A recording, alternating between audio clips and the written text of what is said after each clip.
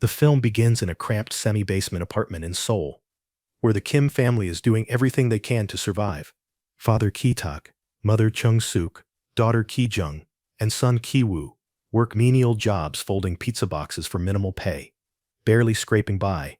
Their struggles are so extreme that they resort to desperate measures, stealing Wi-Fi by holding their phones up to the bathroom window and leaving windows open to let fumigation chemicals drift inside, despite the health risks.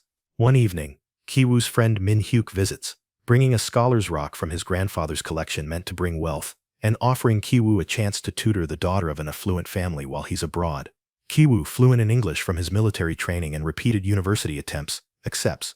With Ki-jung's help, he forges the necessary documents to appear as a university student, knowing the family won't scrutinize them closely. Mrs. Park, the mother, is rather naive and trusts Min-hyuk's recommendation. Dressed sharply and armed with the fake credentials, Ki-woo arrives at the Park residence in a wealthy district. The housekeeper, Guk Moon-gwang, lets him in, and he meets Mrs. Park, who barely glances at his paperwork. She insists on observing the first tutoring session to confirm his character. Ki-woo teaches her daughter Dahia, a shy girl, who initially recoils when he touches her wrist, but quickly warms up when he gently guides her through the exercise. Impressed, Mrs. Park hires him with a generous salary. During his first visit, Ki-woo also meets the Park's son, Da-song, a young scout fascinated by playing Indians. Having been a scout himself, Ki-woo connects with him, and upon seeing Da-song's drawings, gets an idea. He praises the child's artwork and recommends an art therapist when Mrs. Park complains that previous teachers haven't lasted. He suggests his cousin's classmate Jessica, who is actually his sister Ki-jung in disguise, having quickly studied art therapy online. The next day, while Ki-woo tutors Dahia, who grows jealous of his friendship with Jessica, the two share a brief kiss. Meanwhile, Ki-jung convinces Mrs. Park to let her teach Da-song alone. By the end of the session, she impresses the mother, showing how well-behaved the boy has become, and pointing out signs of childhood trauma in his drawings. Convinced her son needs therapy, Mrs. Park hires Ki-jung at a generous pay. Later, Ki-jung meets Mr. Park, the father, who offers to have his chauffeur Yoon drive her home. Wanting to hide her humble living situation, she asks Yoon to drop her at a train station instead. During the ride, she hides a pair of her underwear in the car, planting the seeds for later chaos. With their new incomes, the Kim family starts enjoying better meals and begins plotting their next steps. Meanwhile, Mr. Park discovers the panties in the car and jumps to wild conclusions about Yoon, suspecting illicit activities. Ki-jung cleverly uses this situation to influence Mrs. Park's decision about firing Yoon, suggesting a mature, trustworthy replacement, her own father, Ki-tao. He impresses Mr. Park during a test drive with his refined manners and encyclopedic knowledge of the city, navigating without GPS. Ki-tao impresses Mr. Park so much with his effortless, smooth driving that the man doesn't even spill his drink while the car takes sharp turns. He hires Ki-tao immediately. But the most challenging part of their scheme is handling Moon-gwang, the housekeeper, a shrewd and stubborn woman who's been with the house since the previous owners. Ki-woo learns from Dahae that peaches are strictly forbidden in the house because Moon-gwang is allergic. Taking advantage of this, he and Ki-jung begin secretly tossing peach fuzz her way when she isn't paying attention. Moon-gwang eventually goes to the doctor for a checkup, suspicious that her reactions might not be typical allergies. Ki-tao is already there as part of the plan, snapping a photo with her in the background and showing it to Mrs. Park, while claiming he overheard Moon-gwang confessing she has tuberculosis. Later, when Moon-gwang starts coughing from the allergies, Ki-tao puts ketchup on tissues in the trash to make it appear as if she had coughed up blood. Mortified at having a sick employee in the house, Mrs. Park insists Ki-tao keep it secret from her husband, then fires Moon-gwang under some pretext, telling Mr. Park she resigned. Worried about household management, Mr. Park is reassured when Ki-tao hands him a card from a reputed agency he had once considered. The agency supposedly provides reliable staff, but it's just another clever ruse by the Kims. Ki-tao manages the phone line, posing as a secretary and demanding extensive official paperwork. Soon after, Chung-suk is officially hired as the new housekeeper, and the entire Kim family is embedded in the Park household. Da-song notices a strange scent coming from them, but it isn't the soap. They still carry the smell of their old, modest apartment. When the Parks go on a camping trip, leaving Chung-suk in charge, the Kim family seizes the opportunity to fully enjoy the house. They roam every room, devour the food, sip the expensive wines, and Ki-tao even steals Dahi's diary, planning to propose once she enters university. That night, as a storm lashes outside, the doorbell rings. Moon-gwang is back, claiming she forgot something in the basement after being abruptly fired. While the family hides, Chung-suk lets her in.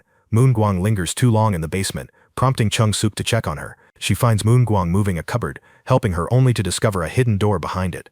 The door leads to a secret underground bunker built by the previous homeowner and architect. Inside, Moon-gwang's husband, Oh Gun-se, has been secretly living for years, hiding from loan sharks. Moon-gwang had been sneaking food down to him when the house was vacant, explaining Mr. Park's earlier confusion about her eating habits. Moon Guang's visit is meant to secure Chung-sook's permission for her husband to continue living there, even offering to pay for food deliveries. Chung-sook refuses and attempts to call the police, but in the chaos, her family slips down the stairs while trying to spy. Moon Guang quickly records the Kims with her phone, catching them addressing each other with family terms. Now she and her husband hold the upper hand, threatening to expose the Kims' deception to the Parks unless their demands are met. The situation escalates as Moon Guang and Gun-se take over the house, forcing the Kims to crouch in a corner while they enjoy the home. Moon Guang scolds the Kims for turning the living room into a mess, calling them pigs and complaining that they've disrespected the house, which she and her husband always treated carefully when they used it. While she's lecturing, the Kims seize the moment. Ki-taek tackles Gun-se, Ki-jung drops a pile of peaches on Moon Guang to knock her out, and Ki-woo grabs her phone to erase the incriminating recordings. Suddenly, the house phone rings. Chung-sook answers and is stunned to hear Mrs. Park calling. She and her husband are returning early from their camping trip because the storm has made continuing impossible. Immediately, the Kims spring into action. Chung-sook begins cooking. Ki-taek drags Gun-se to the basement and ties him up. Ki-jung hides the trash under furniture, and they take the unconscious Moon Guang down as well. Ki-woo sneaks upstairs to return Dahee's diary. The Parks arrive just in time, forcing Ki-woo to hide under Dahee's bed, while Ki-jung rolls under a table. Moon Guang wakes and attempts to escape, but Chung-sook pushes her back into the basement, where she hits her head. Ki-taek drags her unconscious body to Gun-se, who has been banging his head against the basement light switches while following a Morse code guide pinned to the wall. He hopes Da-song will decipher it one day, but Ki-taek dismisses the idea, tying Gun-se to a pipe before leaving. Upstairs, during dinner, Mrs. Park explains Da-song's traumatic first-grade experience. One night he tried to sneak his birthday cake from the kitchen and saw a ghost, actually Gun-se, coming from the basement, causing him to convulse and foam at the mouth. Since then, he's been attending therapy, and the parents have avoided celebrating his birthday at home.